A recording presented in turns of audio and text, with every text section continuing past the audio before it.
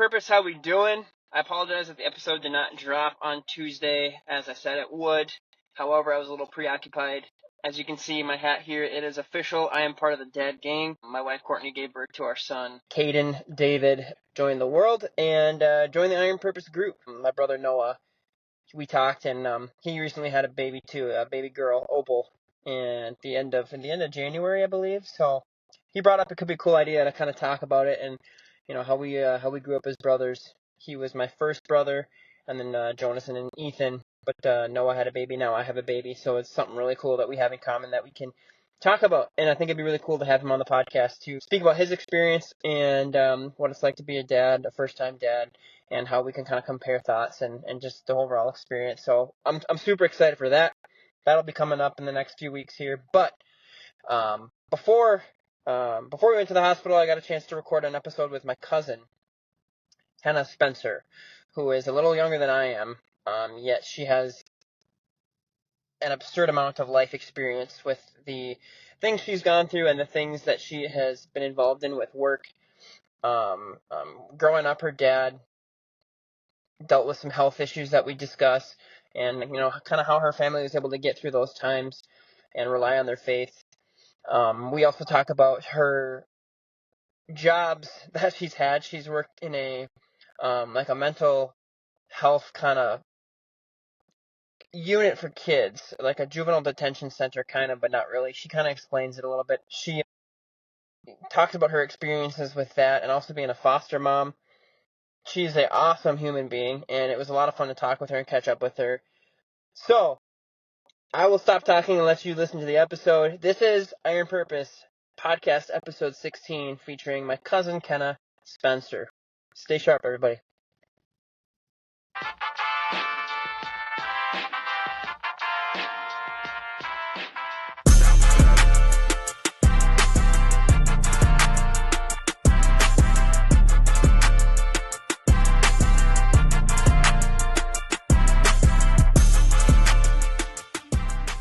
All right, I am here with my cousin. Would it be step cousin? How does that work when it's grandparents that get married and your family joins? Cousin. Cousin, I love it. My cousin Kenna Spencer. I haven't seen you in years. I feel like we were just talking a little bit beforehand, and it has at least been 5, 6. Yeah, or like maybe 6 years. Longer. Yeah, Yeah, I know, insane. Yeah, well, thank you for coming on. I'm super excited to talk with you. If not, just to catch up and hang out for a little bit, and then maybe people can listen into our conversation and be like, okay, they're kind of cool. That's all right. I'll tune in. What you been up to lately? Oh man, so like a lot of life changes, like recently within the past couple of weeks actually. But you know, just doing the thing. So having spending a lot of time with friends and family, and my parents live literally an hour away from me now. Oh, wow. So I always get to see them, which is so fun. But yeah, being a foster mom, doing the things, I was working at a pediatric psychiatric hospital. So I was doing that for a little bit. But no longer am doing that. So that's kind of like a big life change, Sure. recently, but yeah, just kind of doing the things, working from home, just, living life. Man, love that. So where I get you and your cousins and aunts and uncles mixed up, where do you live? I live in Wichita. Wichita, Kansas? Yes. Yep. Yeah, okay, Kansas, okay. Yep. And then you're only an hour from your parents. And you're done with school, right? I am, yeah. I graduated in 2021. Okay. From SMU, Southern Nazarene University. Went there for 4 years. And yeah, graduated with a psych degree and came back home. Yeah, that's about it. Not much to that story. I actually. So yeah, I moved back home to Lincoln, Nebraska, which is where my parents were. Took care of their Airbnb for a while. And then they had moved to Pratt, which is an hour away from where I live now. So my Grandma Irene, I don't know if you know, if you remember her, but she was on my mom's side and she was struggling like health wise. And so I moved to Newton. Didn't like move in with her, but I kind of just came here and took care of her with my mom. And then once she had passed, I actually moved to Newton to take care of my grandpa. And then he had gotten remarried. So I was like, well, really no reason to stay in Newton. So I moved to Wichita, and then I found my job at the child psych hospital. So Well, dang. I know. So you're a very caring person with psych background, and we're just gonna dive right in, Yeah. because I'm very intrigued by who you are and what you got going on. Yeah. So the floor is yours. Take it as far back as you want, and you can just kind of BS your way through it if you have to. But I'm really intrigued to hear about, and I didn't realize that you would come home to take care of your grandma and then your grandpa, and then after he remarried. What is it with our grandpas and just I know. getting remarried? I know. Yeah, we can relate into more ways than one. Crazy. I know. I love Yeah. that.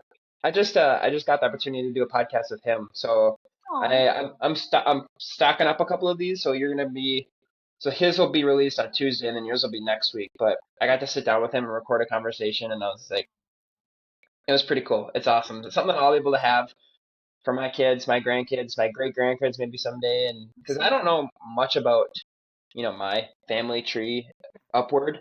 Yeah. Like, I know stuff about, my grandpa and stuff, but like past that, it just kind of gets a little fuzzy. So it's really cool, like with technology, how Yeah. our kids, grandkids, great grandkids, people are like, oh yeah, Bailey and Kenna, they talked. Whoa, this is what they were doing at this time, 50, 60, 70 years ago. Like, it's wild, but rabbit trail, but yeah, no, take it that's away, cool. please. Yeah, so when I was in high school, I don't remember, again, this is kind of like, I think the last time we had seen each other was what, like when I was in 8th grade, maybe even, I think it was like a long time. Like, I don't, yeah. Anyways, so, throughout high school, I had really like was trying to find like what I wanted to do with life. Whether it was, following my mom's footsteps, like being like a physical therapist, or my dad being like a teacher, superintendent, those kinds of things. And so I didn't really know exactly like what I wanted to do. And so I actually kind of like got intrigued with the fact of like terminally ill kids, and I don't know like why that just like really was like intriguing to me. And I personally think it was because it was a result of like my dad, having gone through liver cancer, us having that support. Like, we did have a support of my parents, but like we kind of had to raise ourselves as kids, right? Like, working through that trauma, which we really didn't know what was trauma back then. And kind of just like raising ourselves. Like, yeah, obviously my parents were there, but they were focused on so many other things, like just my dad like focused on living, getting through all. And so I think I just had a heart for like just kids in need in general, but specifically like illness, right? Like terminally ill. So that was kind of what I had thought that I was going to go to school for. And so my senior year of high school, once I graduated, I actually went to Haiti for a missions trip. I don't know if you had seen that, but I had gone to Haiti through Mission of Hope, and I was there for a while. And we had, done like, VBS with the kids and planted trees and received goats, or brought goats to people, and, built houses and painted houses and all those things. And so I was like really intrigued with like, like maybe missions is kind of like where I want to go, like helping people in need still, but maybe going the route of missions. And so again, I just like really didn't know what I wanted to do. And the same summer, so after I got back from Haiti, I had an opportunity to go to a foster care camp. So it's called Royal Family Kids Camp. I don't know if they're kind of everywhere, but I don't know where, like in certain states, Sure. But basically it's just a camp for a bunch of foster kids, throughout the state. And they, get to come to this camp. It's a faith-based camp.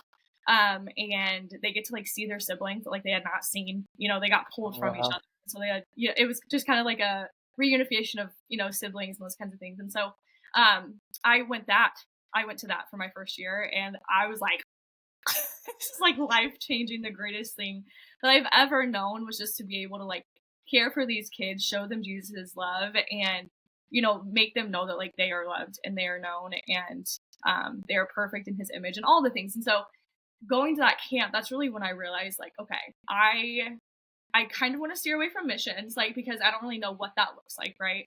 Mhm. But going to school for psych, that's really what I wanted to do, to kind of just like understand the brains of these kids, but also understand like their parents and how trauma affects, kids and all of those things, especially within the foster care system. So went Mhm. to school for psych, graduated in 2021, came back home, and I had really felt called. Like after moving to Wichita, I felt called to become a foster parent.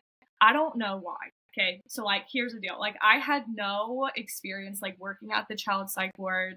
I had no experience of doing any of that. Like literally the only experience that I had was working at Rural Family Kids Camp, and I felt like that was enough. Like to know, that camp is so specific on.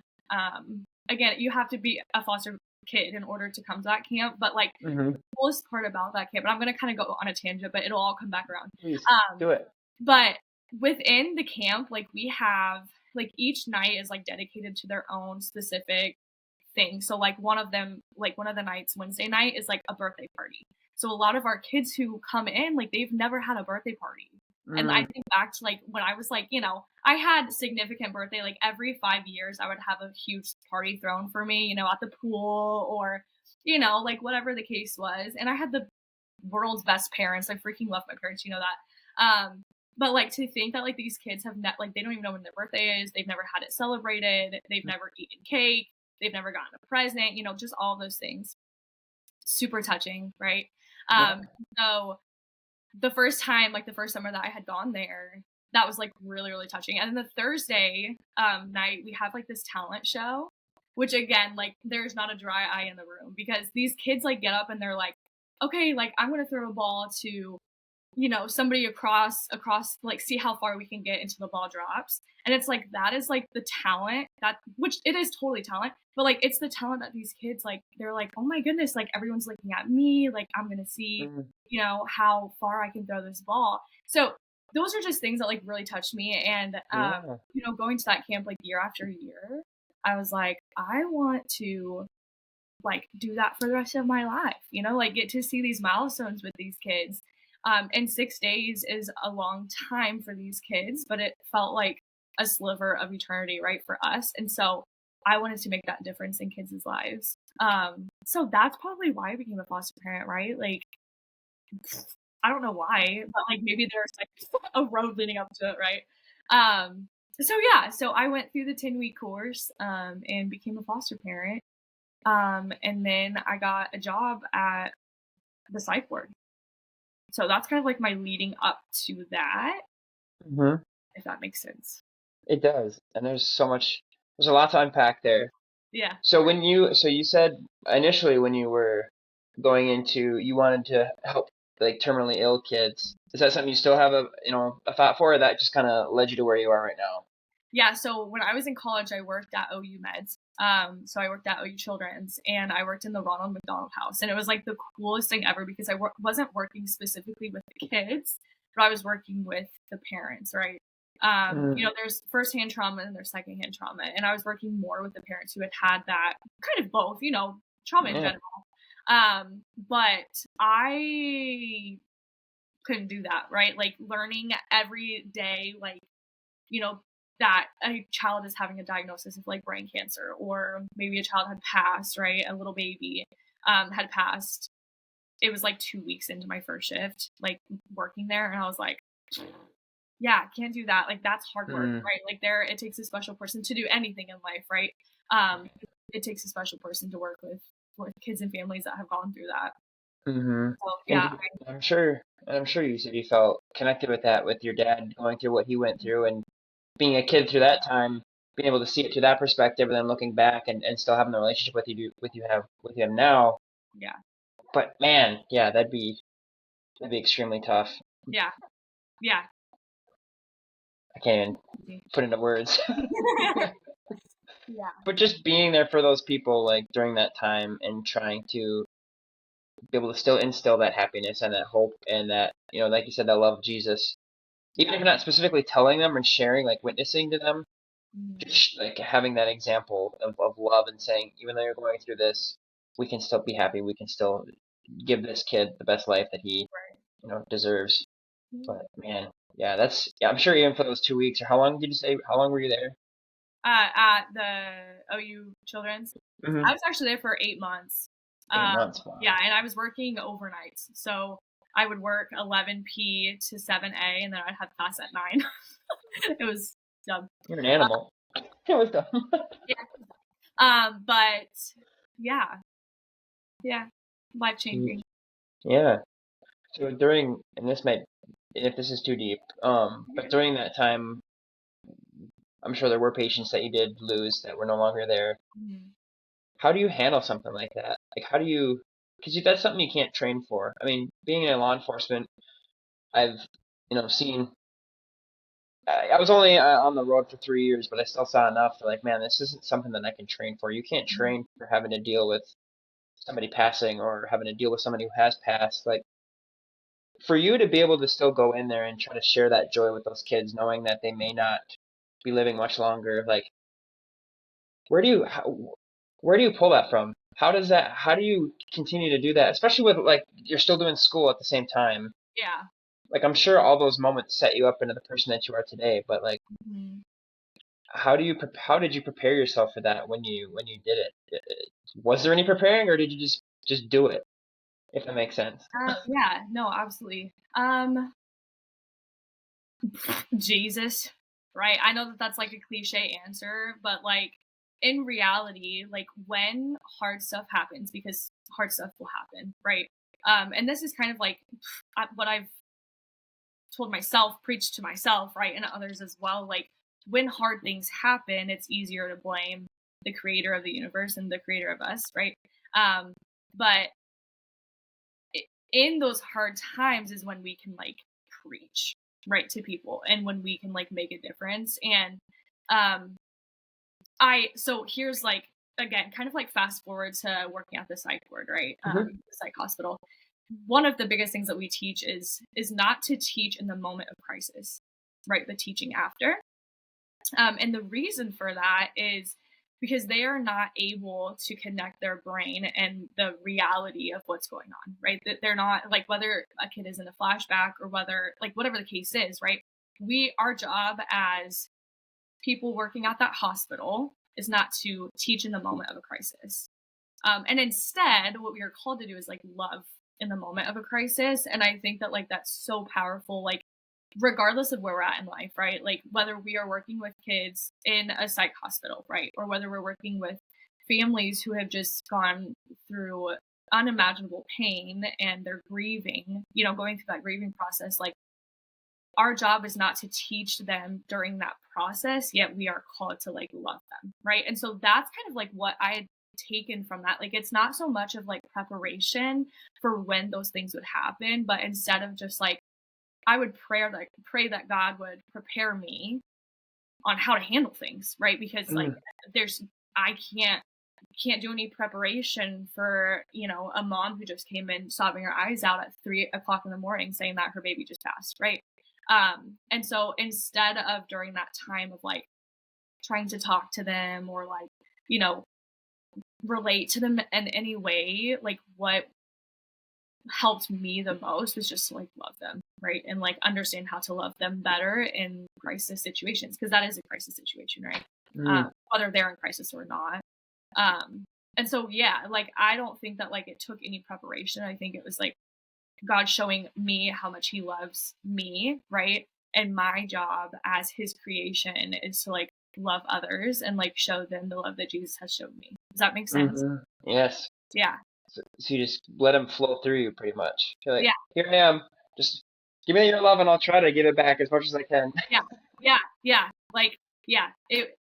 I don't really know how. And that's kind of something that like, now taking a step back out of the child psych hospital, right? Like, how did I do that? Like, it's like a realization of like now that I'm like, normal life does not look like getting a concussion every 3 days, right? Normal life doesn't look like getting bit in the arm and like having to go to the hospital. And like that's not normal. So like how I don't understand, but it's totally Jesus because he works in us in the crisis situation. You're in crisis as well. So anyways, yeah. I mean, just to answer your question, like I don't really know. Yeah, I don't know. Just who you are. Yeah. Wow. Yeah. So now getting into the psych, was it a unit within a hospital or was it its own like Yeah. lockdown facility? And you said you're not there anymore. You moved on. Yep. How long were you there? I was there for 2 years. Okay. And I actually gave in my 2 week notice. It's crazy how God works. Again, I won't shut up about him working, but I like literally put in my 2 weeks and was walked out 30 minutes later. So that was like a hard thing, right? And I can't really like go much into it because that was literally 3 days ago, 4 days ago. Hmm.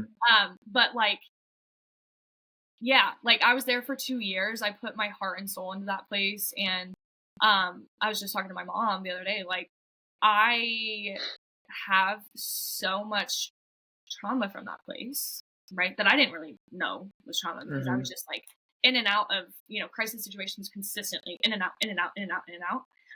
And so I never like really like processed any of it. And now that I'm like sitting at home, like, working from home, doing the online stuff, like I'm processing like, oh, maybe there's a little more than I thought. Hmm. But yeah, so I was there for 2 years and then Wow. recently left. So Hmm. It's when you think of like critical incidences, like ones you probably dealt with on the daily. uh-huh. Um, there's the average human probably goes through maybe three or four of those crazy critical instances within a lifespan. Something that's just like whoa. And working in the hospital where you were before with the terminally ill children, and I'm moving into a psych ward, not psych ward, psych unit where you're having to deal with these. That's a lot on your mind. Yeah, And if you're just continuing to be that vessel of of hope and love, like that takes a lot, even if it is just God flowing through you. yeah. Were there certain things that you did to kind of go into that, prepared each day for work for those circumstances, or is it again just kind of it just kind of came naturally to you to try to help people out? Um, well, Like, so how does Kenna stay on her A game while in the midst of all these critical instances? yeah, You um, know? there was a lot of training that had to go on in order to work at a psych hospital, right? Because Hmm. there's like the physical restraint, right? That it takes a toll on our bodies. So physically, when kids are in crisis situations, they tend to have behaviors. And if they were not able to be safe by themselves, then we would have to help them be safe, which would mean to, put them in restraints. And so that was actually my main job. I was a safety and security representative. And so my only job was to respond to crisis units. And so we would have things called codes, and whenever there would be a code, I would be like the first person that would be there, right, and would tend to the kid in crisis. So there was a lot of training that we had to do physically. There was also a lot of training that we had to do mentally, right, like understanding how the brain truly works. So Hmm. instances of like a flashback, what's going on in the brain, right? How to take a kid from being presently into a flashback, and coming out of that and coming back to reality, right? Like how do we do that, as workers who work in crisis situations, right? There was also like a mental aspect of it, right? And when you think, and this is kind of just like a funny like side note, but like when you think of like people who put their lives kind of on the line, like in a psych hospital, um like they have to be maybe like a tad not there. You know what I'm saying? Like So, to like, you gotta have to like it a little bit. um uh, and like I did, like there was like a little sliver of crazy in me that like I was like, whatever. But I got told all the time that like I was one of the sanest people, like the sanest staff members in there, right? And that had me thinking like, why is that, right? Like I talk to these kids how they talk to me, right? So I relate to them in that way. I know how to de-escalate a kid from literally anything, right? Whether, and I'm not like boasting my head, I'm just saying like from the stuff that I've seen, right, where hmm. kids that have tried to strangle themselves in the showers, or Hmm. just like all of that kind of stuff, right? I've had to learn how to be a professional at taking a kid from 10 and bringing them down to a 0 within 5-second time span, right? um But like when people would say like, Hannah, you're like pretty sane. Like, how does that happen? Right. Like again, going back to his word, I mean, I don't know. I was literally, and sorry, again, tangent, but I read my Bible every morning. Okay. And this morning I was reading, well, actually it was yesterday, Mark 4, it talks about a mustard seed, right? Mm-hmm. And how a seed grows. Okay. And just like, and they were talking about the parable, Jesus was talking about the parable of the sower, and, just kind of just like going through all of those like things, and all of it related to a seed, right? And my Bible study was so good, like it always is. But it was just talking about how like Jesus plants a seed in our lives, right? And while we're sleeping, he works, right? And so it's the same thing when a planter or a farmer plants a seed. How does that seed grow? I have no idea. Right? Like no one knows. Like a farmer can't tell you. Yeah, they can tell you like the logistics of it. Like they can't tell you exactly what happens to make that seed grow. And so it's Mm-hmm. kind of the same thing, right? Like whenever I get home from a horrific day at work, I take a bath because that's my only self-care. I take a bath and then I go to sleep. And during that time of sleeping, that's when God is working, right? Like silencing my mind and coming back to like his word. And like, there have been countless of nightmares and countless of spiritual warfare that has happened right in this room, right? Mm-hmm. After work. But again, it's just kind of like that seed. Like I see myself as a seed, and like he is growing me up, right? It's somehow, I don't know how it works. And I was just talking to my roommate, like our stories from, just being in the word, like how we've changed, and like we haven't done anything to do that. Like that's kind of the Mm-hmm. same thing, right? Um, and so, yeah, I don't know if that like makes sense, but like that's kind of like, how do I take care of myself? I don't, right? Like there's nothing that I can do to take care of myself when I've seen those things, and probably Mm-hmm. equivalent to you, right? Like how do you take care of yourself when you're, again, in armed forces and you're like right at the battle line, right? Um, just lean on him, right? I know it's, Mm-hmm. but yeah, Right. yeah, It is tough, and I love that you brought that up in the seed as well, and because I've been really doing a lot of thinking of it myself, and so I'm not on patrol anymore, but I work within a jail as a correctional officer, so I'm pretty much locked up with these guys, and I'm yeah, sure very similar to what you had to deal with. There's guys that are in crisis and they're freaking out, and it's like, all right, how do I do this? And then you go home, and your wife's cooking food. How's it going? How's your day? And you're like, give me a minute. I'm gonna go take a 20-minute shower, and then I'm gonna get back out, and we'll be good. yeah, But no, that seed, I was actually talking to a guy the other day, and he's almost his court stuff is coming up pretty soon, and he's thinking he might have to go to prison. And he's like, man, I really don't want to. And he's like, what do I do? How do I? And I can't give him legal advice or anything like that.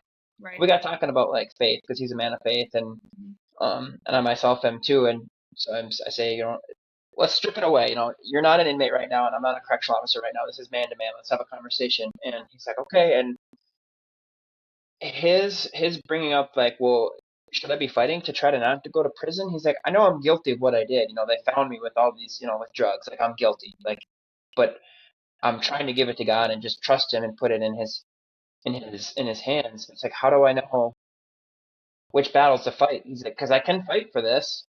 How Yeah. do I know what I'm fighting for? And it's cool because it got brought up in the last podcast that I just released, but and I don't remember the scripture off the top of my head, the references, but one of them was pretty much it says, God, I will fight for you.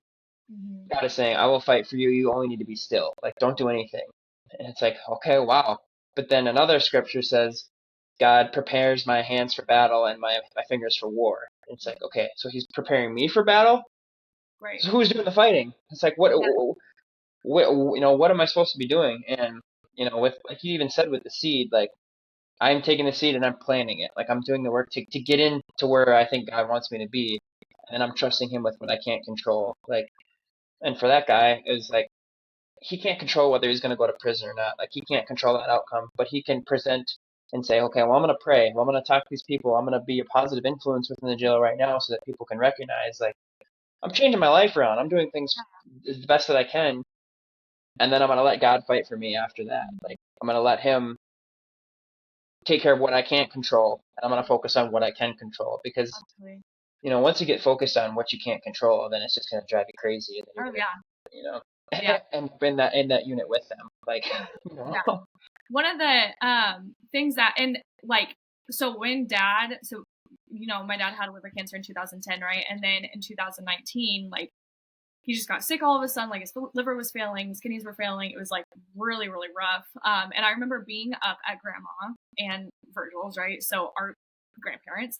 And he was deathly sick, like gray. So it was Christmas night. And I remember like we were looking at him and we were like, yeah, like he's gray, right? Like my mom has seen people, you know, being in the healthcare work, you know, has seen people die, right? And so like she was like, that's what he looks like. Like tonight, like we need to make some plans, whatever. And so I just remember like asking my mom, like, what do I pray for, right? And like, like, what do I pray for? Because in these instances, we don't know what to pray for. Do I pray for healing? Do I pray for like specifically his kidneys to be flowing, or do I pray for his liver? You know, like God can completely change things around in an instance, right? But like a lot of the questions that we ask ourselves is like, what do I pray for?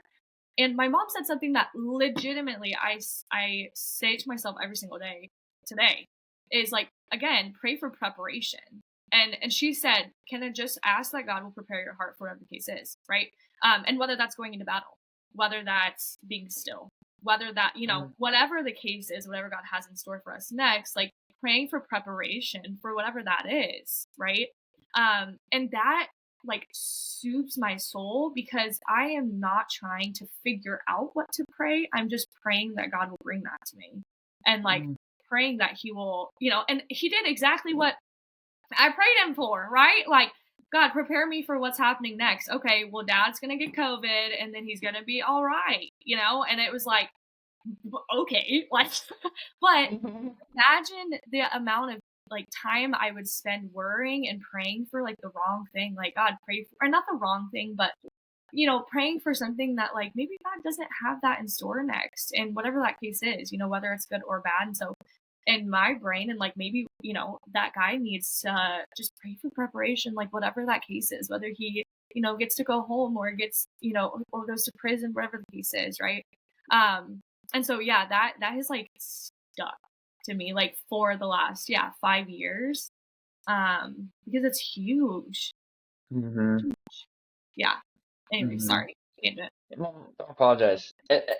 I think I like the world today too, and like a lot of things that people are worried about, stuff going on in the news and all this stuff. And when we start to get so focused on things we can't control and praying for God to, God, you need to fix this, you need to fix that, and he's like, well, maybe this isn't what I want for you, you know. And for myself, and I've shared it before, like I wanted to be on the road as a police officer, like so bad, and like for some reason I just wasn't getting it. And it's like, quit praying for this, man, because this isn't what I have for you. Like, Yeah, you're not supposed to make it here because I want you over here. Like, yeah, so to pray for preparation, like that's powerful, and I wrote that down. That's something that I'm gonna instill in my life. Like, just so pray to be prepared for whatever season you have in my life. I'll put in the work, but as long as I'm prepared, yeah, like, and sometimes we're not prepared, and it's just, but you to be gotta, able, yeah, mm, yeah, hmm so good.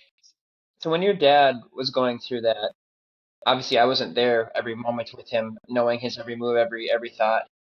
But your dad is a freaking hilarious, like joyful, bubbly guy. Like even seeing videos like where he was, you know, not looking good, he'd still crack jokes. Like, do you think a lot of your peace and your peace comes from him and being around him, like seeing him in adversity, like, oh, this is a bad thing, but we're still joking and having fun, then okay, then maybe Yeah, I don't have to worry about it. Do you yeah. think I'm my dad's child through and through. Okay, so like we had, and it's crazy how like families are so the same but like different, right? So like hmm me and my dad, two peas in a pod. My mom and my brother, two peas in a pod. Like we would literally, like, whenever we would go on road trips, like me and dad would sit in the front seat and Zach and my mom would sit in the back seat and would be like, this is the fun half of the car and then this is the boring half of the car, right? And that's just like a thing, right? Like, and so I am my father's child through and through. And I think that I do have that same mindset, but part of it, again, yeah, is biological, right? But also, like, seeing him. So here, I'm going to tell you a story about kind of like what happened when he was sick in 2019. So, Yeah. I was actually supposed to go to she's like one of the closest things to me, sister. Used to be. She's like still a friend, but we're obviously not as close because I moved. But she was playing state volleyball in Colorado, and so I was planning on going to state volleyball. And this was in like November, right? And so we had known that Dad had been sick. Dad was living up in not Moundridge. I don't know what it's called. North Dakota, South Dakota. I don't know which one. Anyways, somewhere out there, one of the Dakotas. Yeah. And we had flown in this was like prior to that. So we had flown in for fall break, and I had seen him, and I was like, "You are jaundice. You need to go to the doctor." And he's like, "No, I'm not." Like very like just, I'm not sick, whatever. And right after they had put me on the flight to come back home, they went immediately to Mayo Clinic.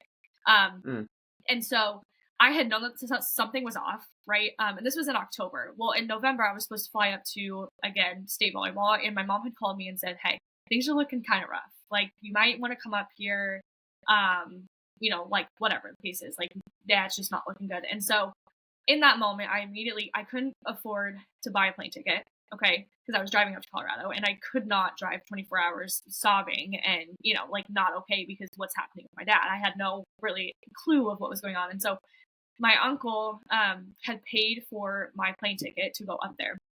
Uncle Steve had paid for my plane ticket to go up there, which, love him.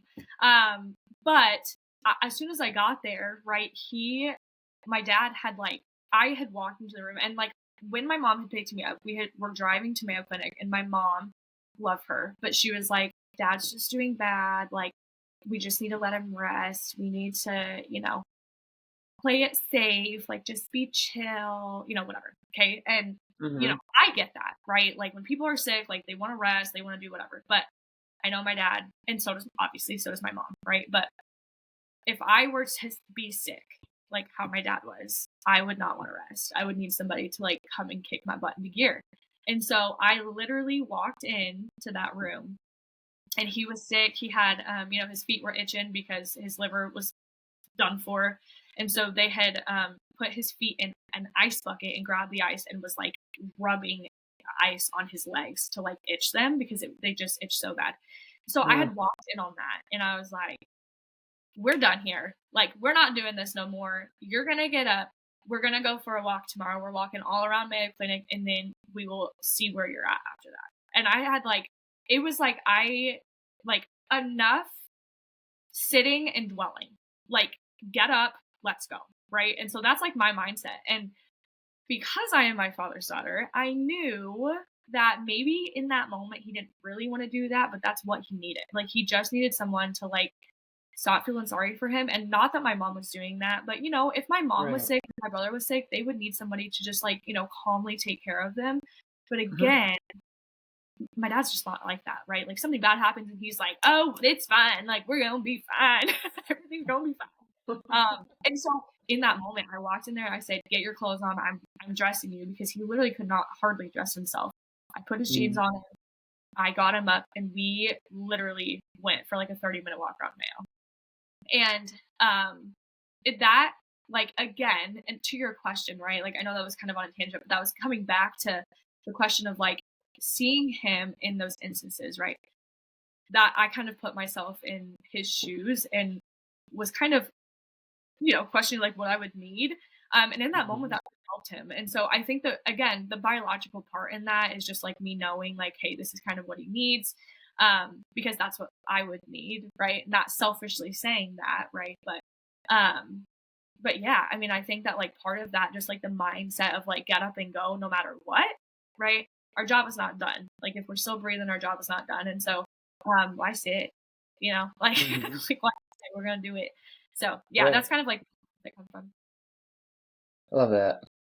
Yeah, and so after that, then did he feel better when he saw you come in and you kind of kicked him into gear? A little bit. Like, I think that after that they actually sent him home because they were like, "We can't do anything about it." But I think having someone with that same mentality, and again, I'm not saying that like my brother and my sister, my brother and my mom have a mentality of sitting and like dwelling, like they don't have that. My mom is like the most hardworking person I've ever met, and Zach cannot sit Mhm. and just like sit. He can't. But again, like in crisis situations, right, we just know how to move different. And I think that that's the beauty of, like, again, God's creation, like making us kind of alike in that, right? Like, Mhm. yeah, I don't really know how to explain it. But yeah, so it wasn't Yeah. that he was like better, like, I mean, they had sent him home, but I think his mindset kind of shifted to kind of feel like, okay, Kenna's gonna come in here and kind of kick my butt into gear. So after that time in the hospital, how much longer was he there? And is he all good now, or what's the story? Okay. Yeah, there's like a lot life changing, right? And also so interesting. It doesn't really make sense. Again, miracle, Mhm. total miracle. But yeah, so what had happened is they sent him home. We spent Christmas at grandma's, Grandma and Virgil's, and then we had come home. So like after that, so okay, before Christmas, we had an Airbnb in Lincoln, and my mom and I were taking care of it, right? So we were actually living in the basement when there, like, the all of the other, like, upstairs was an Airbnb. And we had people come into Nebraska for a UNL graduation, and they were from Malaysia. And this was all right when COVID kind of started happening, Mhm. and they didn't know what it was. And so we were like eating with them. They did have like one of the people there, one of the dads was like pretty sick, but like it was just kind of like a flu. Like he couldn't really like taste anything. But like it wasn't that big of a deal. And we were just like, oh, we eat with sick people all the time. Like that doesn't bother us, whatever the case is. So they had come for their graduation. Well, I had, been there, eaten with them, whatever. Well, then we went to we went to grandma's for Christmas. I believe that we were sick and we carried, because I was sick, like when we went to Christmas, and so was Joey. Joey was pretty sick then too. Mhm. Like he could go ice fishing with them, whatever. And so, yeah, I think that somebody had carried COVID. And it was COVID because my dad had the, what is it called when you already had it? The I know what He you're had talking the about. antibody test. There you go. Yeah. So it was COVID because dad had the antibody test and it came back positive for Mhm. COVID. And so, but anyways, like he was kind of starting his bucket list, which is like really sad to talk about right now, but his bucket list, right? So he had like gone out, his brothers had taken him ice fishing, for like the last time is what they would thought. So they literally like put him on a sled, and they literally, all four brothers carried him Oh, to the wow. middle of this lake. And they went ice fishing, and they just kind of started, like, the bucket list is kind of what he was starting. And so after that, we had gone home. Well, actually, we went to Zach. So Zach was living in Wayne, and he was farming out there.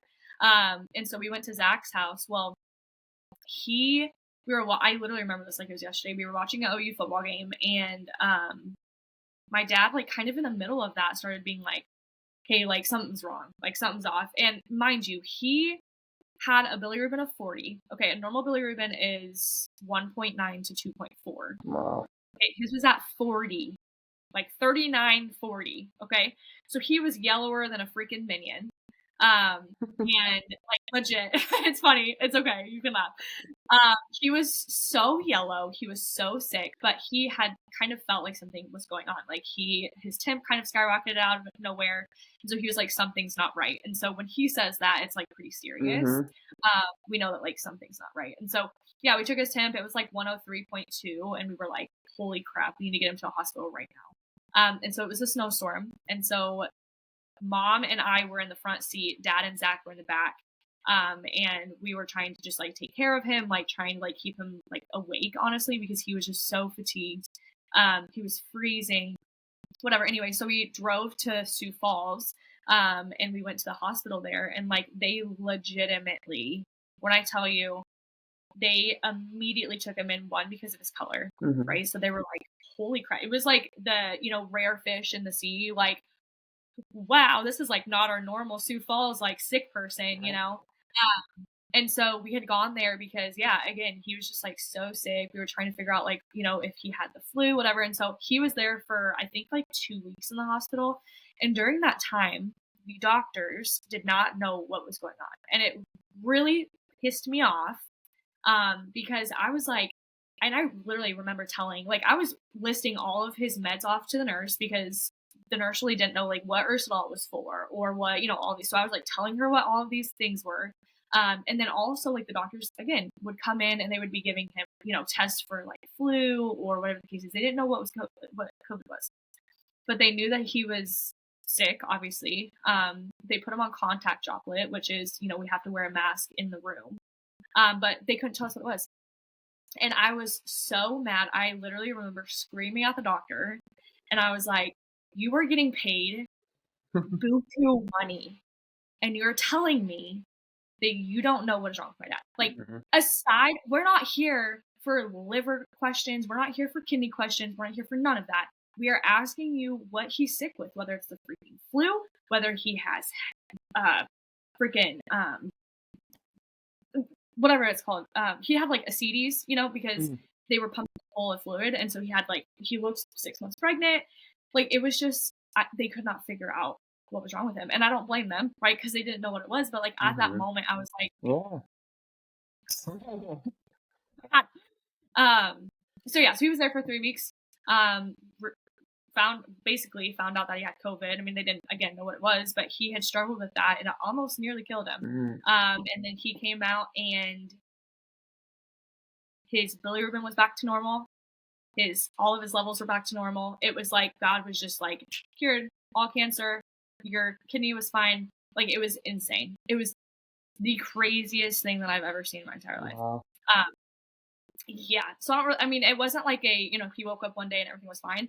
It was, months at a time, but like whatever he had, which was COVID, it was almost like it reversed all of those symptoms of like the cancer had on him, right? It was so weird. Wow. But it's a miracle. It's a miracle.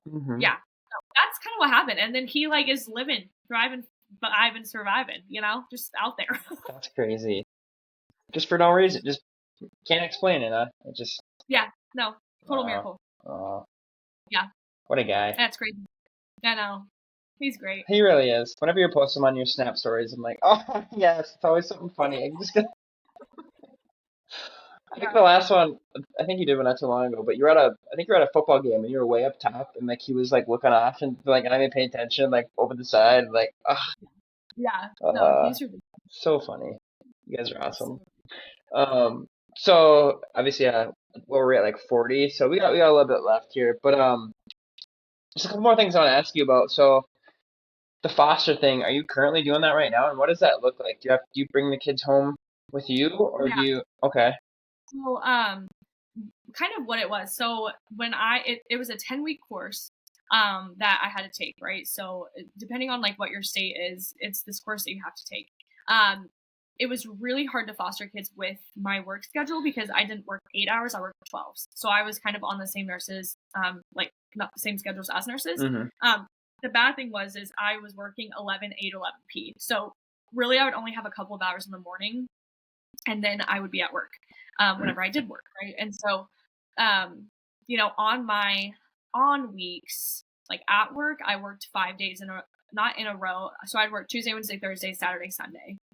Like 1 week, right? So like that week I could not take any foster kids because I literally like no one can watch them until 11 p.m. first off. And then second off, like whenever they would call me, I would be at work. They can't hold a kid until 11 p.m. Right? And so essentially what would happen is if I was home, they would call me, tell me that they have a kid. They would kind of give me like the rundown on the kid and then ask if I had a room available. And I would either say yes or no, and then they would bring the kid to me, essentially. Okay. Now again, with work schedule, like it was difficult to do that. And then I kind of had a travel bug. That's also kind of why I was probably sane, because I would travel every single weekend that I could. I would be gone. I would not be here. Like I went to Greece for 11 days. I saw that. Like, literally just like traveled everywhere. That was kind of like my escape. And so I didn't have like a lot, like any foster kids because I really wasn't home in order to do that. And if you want to travel outside of the state, you have to get permission from the parent or the caseworker or all of those people. And so it was just kind of hard, but essentially that's kind of what would happen. And so I am licensed for 2 kids. I have a crib, so I have a whole nursery. So I have a crib for a little baby. So I actually do emergency care is what I'm like certified for, that can also be like transferred into long term. So I'm certified for, any foster kid. But yeah, so emergency care is just up to 36 hours. They would just be in my home and then they would go to a long term placement. So Okay. So you don't know how long you're going to get them for, essentially, or do you? So with emergency, like it would be up to 36 just because I'm not like, I don't want to be a long term. Right. But if I were to do long term, so now I'm like at home all the time, I'm able to Okay. have it. And so if I were to be, wanting to do long term, then I could. And yeah, I mean, during that time, you don't know how long you have the kid. There's things called disrupting, right? Which is when parents take on a kid and then they just can't handle it anymore. And so they disrupt on the kid, which means they basically give the kid back to the state, which is like heartbreaking. So I don't think I could do that. But I mean, again, that's kind of depending, like praying to God, like what's my next move, right? Like, should I take a long-term, foster and those kinds of things. But yeah, that's kind of what it looks like in the state of Kansas. So Interesting. Yeah. It's like a little side gig, but not really, because it's a lot more important than that. Yeah, a lot of people, the really sad thing is a lot of parents, like, who just need an income, or the case is, like, they take on a lot of kids and the kids don't get taken care of, right? Like, they just go into their homes and they're just crappy parents. That's the reality of how sad our world is. I've seen a lot of kids who come into, the psych hospital and their parents are disrupting on them because they threw a fit, right? And it's like, it's just a freaking 5-year-old, Right. like, maybe that's normal. So yeah. But yeah. Even for that short little time, though, like for them, like you said, a lot of people are in it for the money. But for you, to have them just for a short little time to give them a glimpse what it's like to be loved the way that they should be as a child, like they may not remember what you did or what you said, but I'm sure they'll always remember how you made them feel, and then they'll be like, "Oh man, I want this. I hope I can get this." And I'm sure it puts hope into their mind too. Like, and I'm sure at a very young age it's hard to really understand or kind of know why all this is going on and what's going on. But for them to feel that love, like knowing, okay, this isn't it for me. Like I'm capable of being loved. Like I am enough, kind of thing. Yeah. One of the things I've learned when working at the child psych hospital was that the first 24 hours after trauma is basically what, like, the path that this kid will choose. And it's really interesting because I get them in emergency care, right? It would be immediately after they get pulled from their family. And I want to be that first 36 hours of their life so they know, it doesn't matter how old they are, but how they know that, like, caring for their needs, doing, not Pavlov's dog, but Maslow's, hierarchy of needs.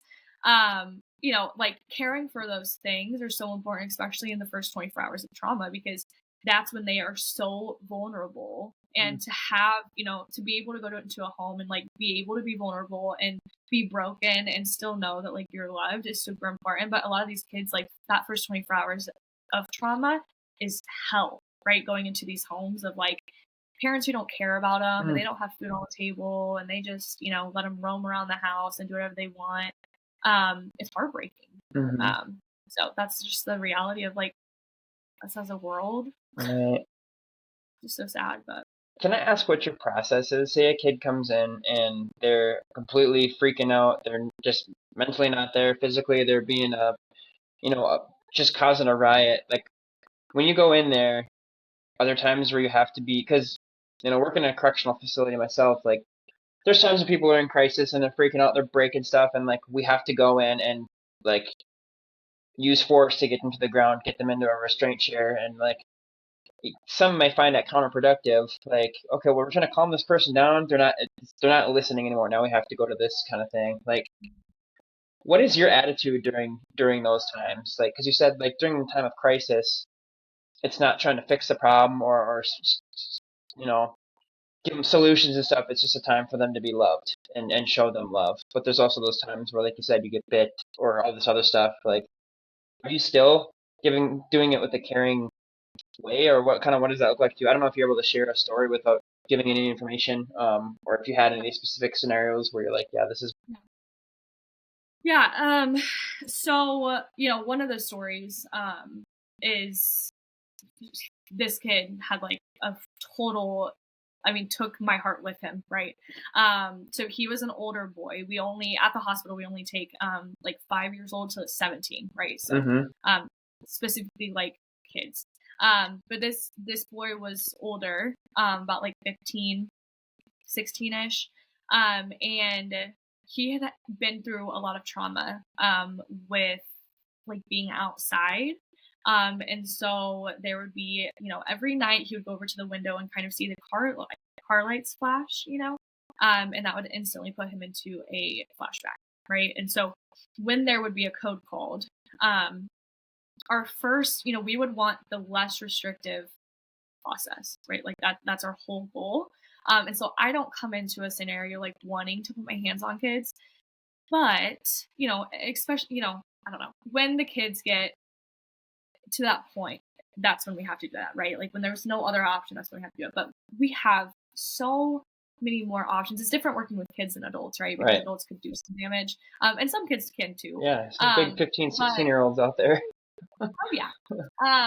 But in that moment, we would kind of try to talk to him in a way of reality, right? Like bringing reality back, because part of fight or flight, your amygdala is working and it's firing on all cylinders, but your hippocampus is not, right? And your cerebral cortex is also not. And so your fight or flight is responding to every single thing, and the two that keep you calm are dead silent, right? And so the ability to think what is rational and what is real life versus what's the amygdala is telling you, right, is completely two different things. And so our job, is to really calm the amygdala is one of the things that we teach. And so going in there and trying to come down from, hey, in a flashback, this specific client was thinking that like we were the ones that were trying to beat him up, right? And so he had seen us kind of like as like taking place of that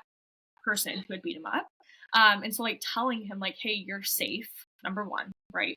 And even if they don't believe that, hearing that is super important, right? So like think of when, you're sleeping and you like hear a voice, whether it's like good or bad, that wakes you up, right? You're listening, whether you're subconsciously listening or not, you still listen, right? And so that's kind of the things, we talk them through it, like, hey, you're safe, you're okay. It's Miss Kenna, right? So telling them like the reality of who it is, right? So it's Miss Kenna, Mr. Jeff, Miss Betty, Miss whatever, right? We're here, we're true people, we're not in the flashback with you, right? We're like real, we're here, right? And then just kind of telling them like where you're at, kind of just like, again, changing his brain from flashback to reality. But if that didn't work, right, then we would kind of help him. So one of the things that he did was self-harm. He self-harmed a lot. And so he would try to like take a Lego and like break it into like a shank.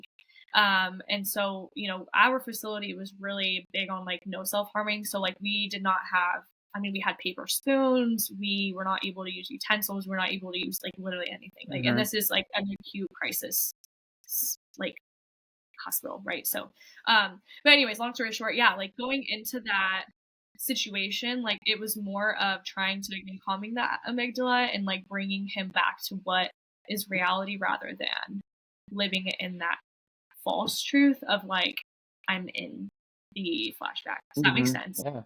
And were there times where like it didn't work and you had to just remove yourself from the situation, or? So since he was a self-harmer, so we had things called seclusion, and basically it's like a room of metal, and they can't really get out, right? So it's a metal door, and it's kind of like a locked room. We would have those things for people who are trying to come after us.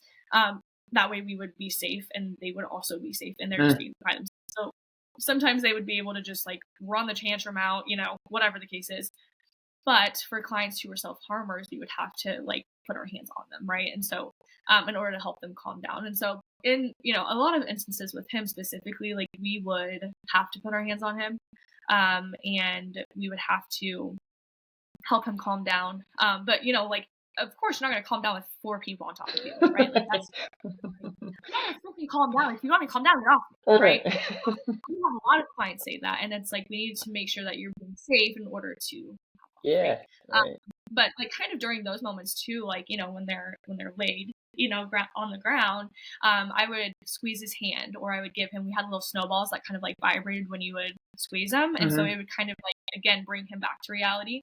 So yeah, I mean things like that, just kind of like bringing least restrictive options, to him before we get to that crisis situation. Now there's like literally 5 seconds between 0 to 100, and so like our main goal is to get in those 5 seconds and try to revert, that car that's going up to 100 before it's there. Right. So yeah, I just had a visual of you like hurriedly trying to direct traffic, like wait, no, stop, hold on, wait, oh, okay, you go, and like divert the situation before it got worse. So that's cool. I appreciate the insight on that. So now to transition to kind of close out now, and I love how we've just kind of jumped around different things, like we've been all over the place. But there's one thing where we can end on. This is a good segue, but it's kind of what you're doing now. You said you're done at the psych ward now. You've done these other things, and you're still doing the foster mama stuff. But so what is the future looking like for you? What are your goals right now? And maybe you can touch on your online business if you would like to, that you're kind of doing. And absolutely, what's the future hold for you? Yeah, man, what, like, this has been so fun, first off. But like second off, like what a good question, right? Because I don't know. Right? Like in reality. One of the things that I have been praying for literally within the last like 5 weeks is God, help me to not rely on money and to rely on you, right? And God has a funny way of doing things, because now he's like, you're unemployed. So yeah, I was like, I literally it just hit me the other day, actually yesterday. I was thinking about that prayer that I've just been praying of just, God, prepare me for what is in the future, but also help me to rely on you and not on money, because that's something that I had really struggled with. Going to Greece and getting all the fun things and doing all the, going all the places and whatever. You have to have money in order to do those things. And so I was kind of like valuing money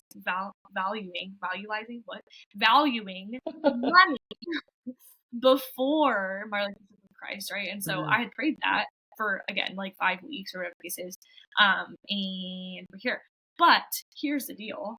Online marketing is the number one way to create passive income, right? And we are living in such a generation where so many people want the old school way of making money, right? And like going to labor jobs and whatever. And my parents they have that mindset.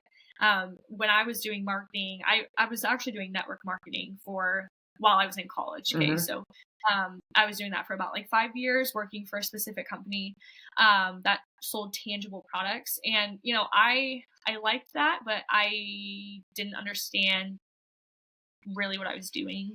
I didn't learn any skills. I didn't learn any of that. Right. And so I was just doing what other people were doing and hoping that it was going to work. And it really never did. And so I had gotten that job at the psych hospital. And, it was actually like last year. So in April, before I went to Greece, I was really like questioning about going back to online stuff. And so I had found like digital marketing, digital products, and, how to make money through affiliate marketing. You see all these like influencers, like being freaking rich and getting all these houses and all the things, right? And so, not that I wanted to have that exact life, because I'm not the one to be like, preppy all the time and yay. Not saying that all of them are, but I just like that lifestyle kind of like didn't like motivate me. But it was more of just like, traveling and getting to do all the things that I need to do when I'm 20, right?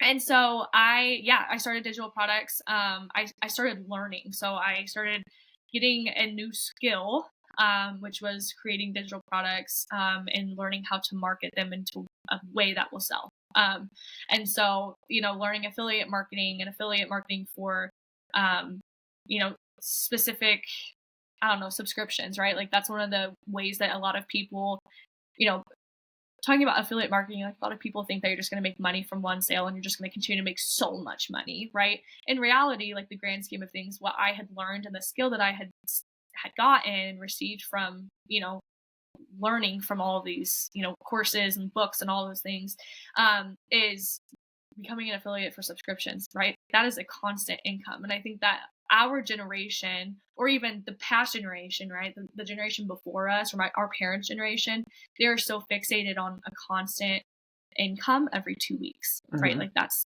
what's normal to them. And when you think of products, you typically think of one sale and then you just continue to make that one sale. But one of the things that, this course had taught me was how to generate passive income through being an affiliate for subscriptions, because people are paying, how many subscriptions do you have on your phone right now? Couple. A lot. Yeah. Right? Right. And people realize like every single month we're paying that. Who's making that money? Right? And so instead of paying it to randos, I'm making it now, right? And so I'm an affiliate, Chewy. So I talk about my dog's dog food, right? Yep, we subscribe. Yeah, exactly. So every single time that someone pays, monthly, that I make a chunk out of that, right? And so it's the mindset skills that I've learned, and just the skills of like learning actual true passive income, right? Not just like posting a picture and copying and pasting what other influencers are doing. The course and the books that I've read has like taught me how to truly make an income from my phone. And so that's really what I'm focusing on, while also, leaning on God for complete guidance on that. I like to think that I'm going to make thousands and thousands and thousands of dollars every month, and I can see that. I can totally see that. I've done it before. I've whatever the case is. But I think God right now is just trying to teach me, like, hey, plant those seeds. Going back to seeds, plant those seeds. They will harvest, but first you need to rely on me. And so that's kind of like what is going on in my life, right? Like I'm gaining those skills continuously. I'm not done, right? And I think that that's like an important thing that we need to realize is like we are not done. Mm-hmm. So I'm whatever case we are like in life, right? And in my life, I am not done. I'm not done learning those skills, even if it is making an income, right? Even if I feel like I've touched the top of the mountain, right? Like I'm not done. So I don't know. That's kind of like what's going. I kind of just like went on a rant, sorry, but that's kind of what I'm doing next. Is just learning, being a sponge. Sort of. Being a sponge, getting all of the nutrients and all of those things. Learning how to make passive income. Yeah, for real. I love that. And I think not enough people are a sponge nowadays. They just, they're a victim to their own circumstance and is woe is me and why can't I get money and how come my podcast doesn't have a million subscribers and all this stuff, and it's like be a sponge, use it to learn, grow yourself, and it'll come. Plant those seeds. Sponges and seeds. That's gonna be the name of this episode. Exactly. That's so good. So good. All right, a couple quick, just little questions, just to wrap it up. You said you get into your Bible daily is a goal of yours. That's something that I struggle with and that I would like to do. Do you follow like a devotional plan at all, or is it just hopping in there? And then another segue, with another question related. Has there been a specific verse or passage that's really stuck with you that you've kind of held on to throughout your life? Anything that stands out to you? Yeah, I'm going to try to make this short. When I talk about Jesus, it typically doesn't go short. So I'll try to make it short. But so again, story, but I'll make it short again. So in 2024, January is when I really learned who Jesus was, right? And I understood that like I am a sinner. I sin every single day. I am really a horrible person, and that is what it is, right? A lot of people don't understand that. Like if we don't have a need for a savior, there is no need. Make sense? Mm-hmm. And so we just think that we're like the greatest people ever and like nothing bad should ever happen to us. One, that's where depression comes from, by the way. And number two, there's no need. for a savior, right? If you don't understand that. So that's kind of where I learned. So I went to a conference, and one of the things was they were talking, it's called SMC, and they were talking about being in your word every day, right? And a lot of our excuses is like, I don't have time, or I don't this, and this, right? And so he told us this illusion, which is so good. He said, if every morning or every night Jesus would call you and said, hey, I want to have breakfast with you tomorrow, what time would work? Okay. And we say 8:00. And so we wake up and he wakes up and he says, we're going to go to Aroma Coffee House. That's one of our houses in Wichita. And he says, all right, I'll meet you at Aroma at 8:00. Okay. And so he goes, and then you wake up and you're like, just don't feel like it. Or I just like didn't sleep good last night. Or I just really should go to the gym, right? All of the excuses. And God is sitting there. Jesus himself is sitting in a booth waiting for you to be there. And can you imagine seeing him a day later and him being like, hey, like I was waiting for you at breakfast. What happened? And us looking at Jesus himself being like, just didn't feel like it. Oh, right? That's what we do every single day when we are not in our word.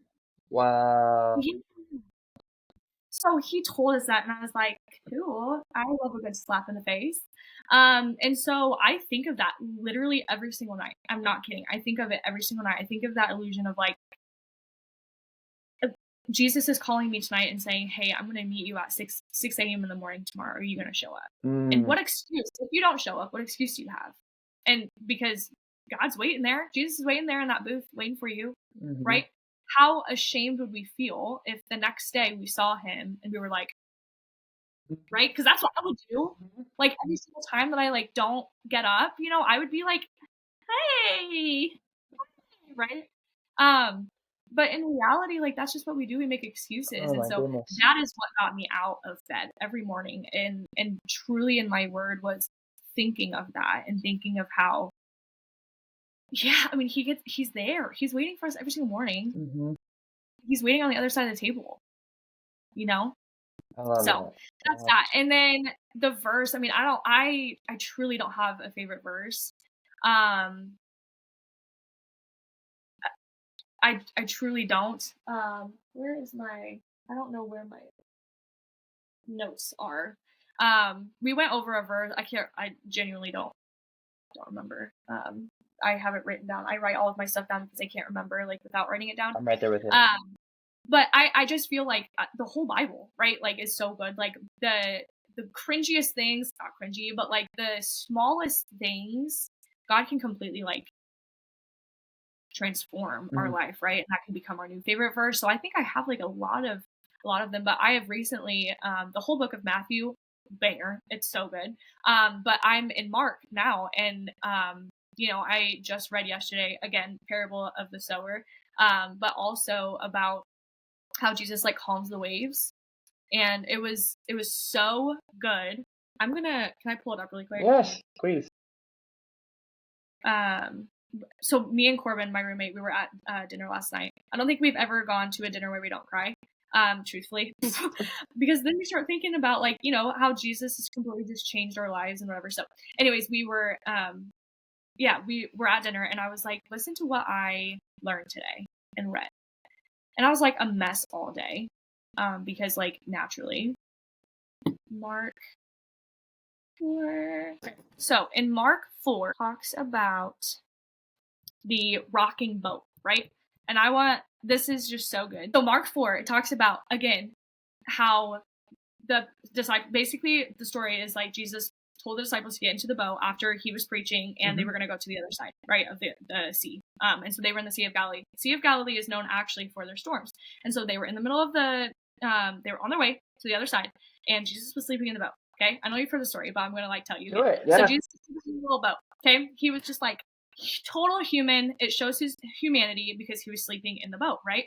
And to think of all of the disciples, so the amount of fishermen that were a part of the disciples, right? So I think there were 3 of them, 3 fishermen. They were probably like, they knew what to do. It's not their first time to be in a storm, right? But like the Sea of Galilee storms are like pretty crazy. Okay. Mm-hmm. So they were in the middle of the storm, and they basically get so scared, they wake Jesus up and they're like, we're gonna die. You don't care?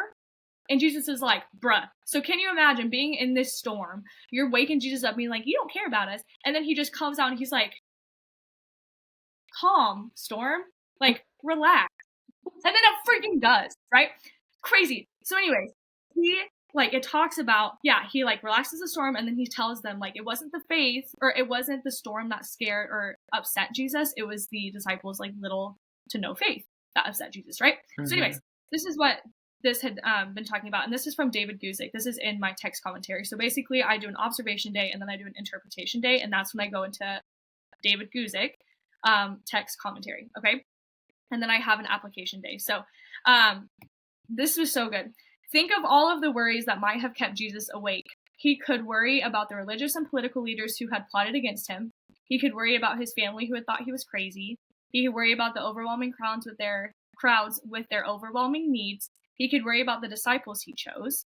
He could worry about the future because he knew what his destiny was. He knew that he was going to die. Okay. With all of these things to worry about, Jesus wasn't worried. He was sleeping in a rocking boat. And then he goes on to say,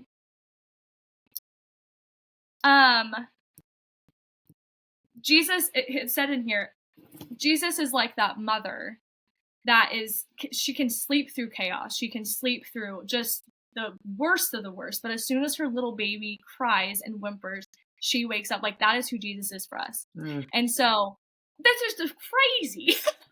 Wow. Like sobbing, we were like, just my sandwich all over my face. But it's just insane thinking about that. Like Jesus had every right to worry about things, and everything, yet he was sleeping in a boat, a rocking boat, through a storm. So, anyways, that's probably my like favorite like go-to right now. Also because it's just like so fresh on my brain, and I've just thought about it consistently. That was actually last week when I read that, but like just the worries of today, like they're in no comparison of what Jesus can do. And so sorry, that was another tangent, but I think that that's kind of like what my favorite verse is. So, and it's cool that that specific analogy, or you even choosing that verse based off of what you read and how it relates to you now, is like the one that I use for this podcast is iron sharpens iron, so one person sharpens another. And that was that would have been my 9th grade year in soccer.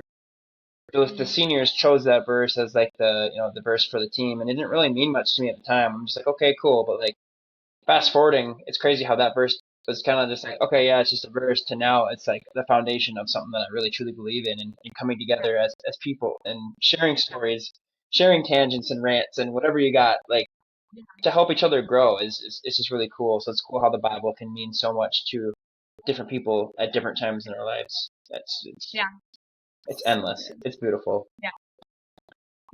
Thank you so much for being on here.